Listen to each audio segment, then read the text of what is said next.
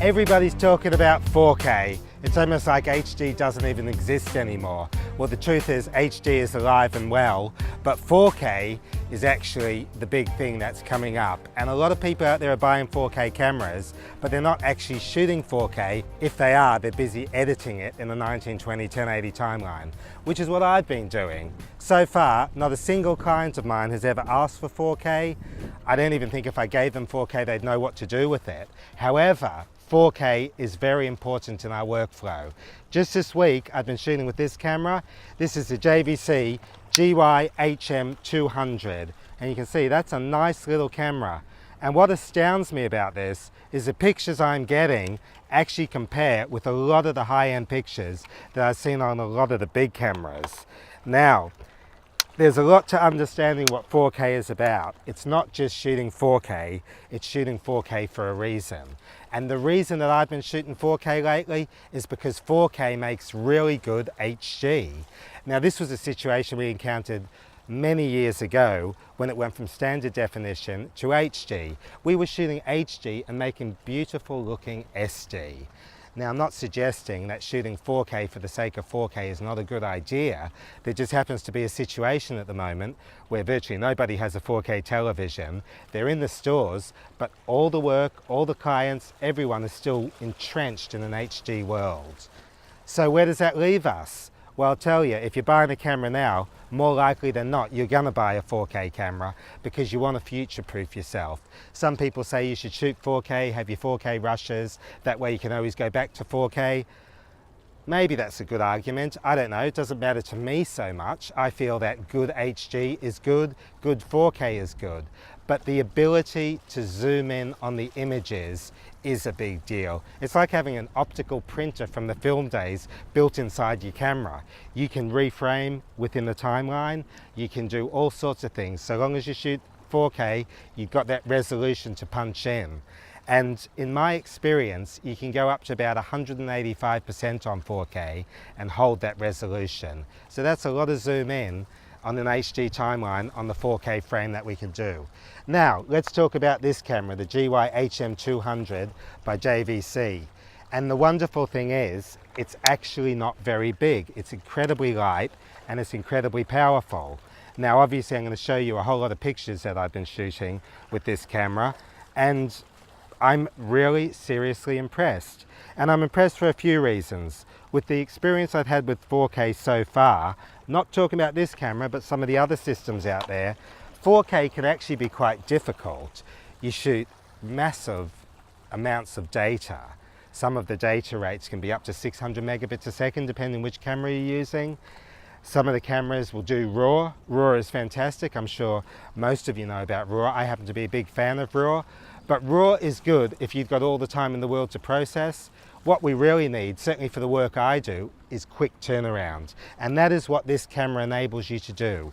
You can shoot 4K, you can edit it as 4K, you can edit it as HD, and it is really simple. It records at 150 megabits a second, the 4K on the GY HM200, and what that means is that we're shooting at basically the same data rate as ProRes standard. Now, ProRes has become entrenched as a workflow that most of us know. So when you're used to shooting 145 megabits a second for ProRes, turn that into 150 megabits a second for 4K on this camera, and you've got something very manageable to work with, and that's a big deal. Aside from that, there's something incredibly nice about having an all-in-one camera, everything in your hands, where basically you don't have to worry about changing the lens, you've got the built-in XLRs, you've got all the control, everything on the one little device in your hand. And I will say, well, that might be regarded as a palmcorder, a handheld type camera, it's actually quite sizable for a palmcorder. If you want to strip it down, you can take the front off, you can take the handle off, and then you really want to look like a tourist. You look like a tourist, no one's going to know any different. And yet you're still shooting that wonderful 4K quality. Now, if I put that back on, you can see exactly what we're working with. So that's the camera stripped down, which to me is really nice. So portable, so inobtrusive, no one would think anything about it. And then obviously you can build it up, put the XLRs back on, you then have the full professional audio and your camera that looks like a tourist camera, which still doesn't look outrageously large, suddenly has all the facilities you need. And I've shot with a lot of cameras and it's just so difficult not having XLRs built in. So in short, what really impresses me majorly about this is it's like a big camera shrunk down. If you look at all the controls on it, what have we got? Everything's familiar. You've got your ND filters on the side. You have your focus assist, autofocus, manual focus, full auto. You got to move quick, hit that full auto button, hit record, you'll get what you need. If you want to go into full manual, switch it out of full auto. You've got your iris control, you've got your gain, you've got white balance, you've got shutter, auto exposure level. Having used this quite a lot over the last number of days, it's incredibly simple to use in full auto. Obviously that's one button, but it's also really simple to use it in full manual. And what we want is cameras that are easy to use, that offer us a lot of capability, and basically let you get out and shoot and get good results. And that's what I feel about this little one, the GY HM200.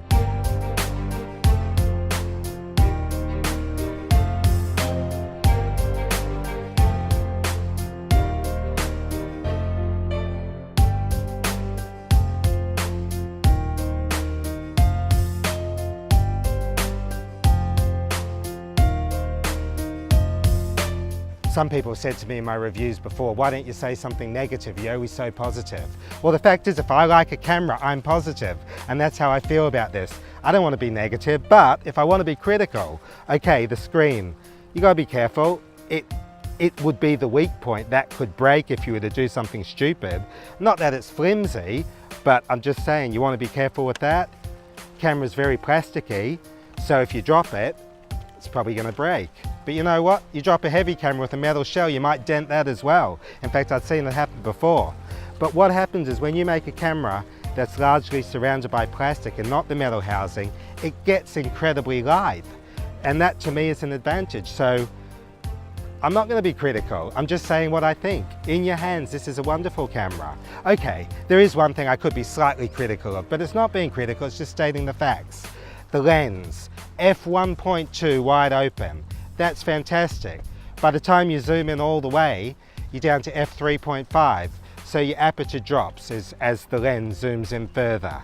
That's understandable when they give you a lens that covers the sort of range this one does, which is actually, if I'm correct, about 29mm to 355mm in 35mm photography terms. That's quite a long amount of throw that you've got on that lens, from wide to very long, and like I said, fast on the wide end and not so fast once you've zoomed in. I mean, f3.5 isn't exactly terribly slow.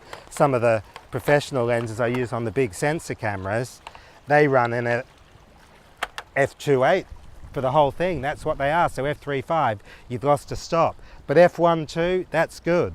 Now the sensor in here, it's not a large sensor. I'm not 100% sure what the size of the sensor is. I've read the specs, but from what I've been told, it's a bit bigger than a 1/3" sensor.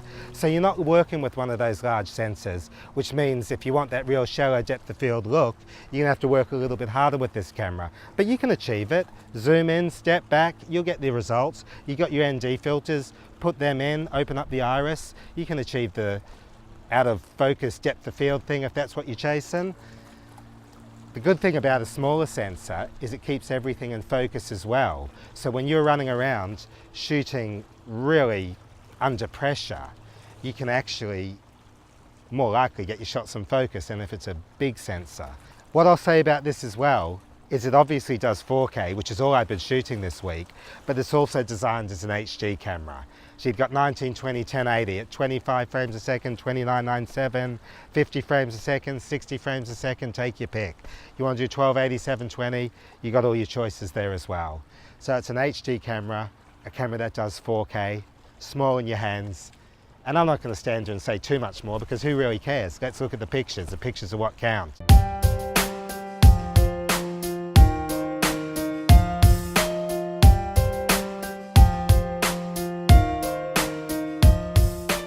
But I'll say one more thing. For those that are thinking, I need a big sensor, I need interchangeable lenses, JVC have the LS300, which is about to come out. It might even be out by the time you see this report. The LS300 uses the same codec, does the same 4K, but has a bigger sensor and gives you the ability to shoot 4K obviously, and to change your lenses and do all the HD formats. In terms of the codec that this camera shoots, it'll do H.264 for .mov, it'll do AVC HD as another format, and I can honestly say I haven't paid too much attention to all the codecs because all I did was set it on the 4K .mov, which is what works for me on a Mac, and I've had nothing but success.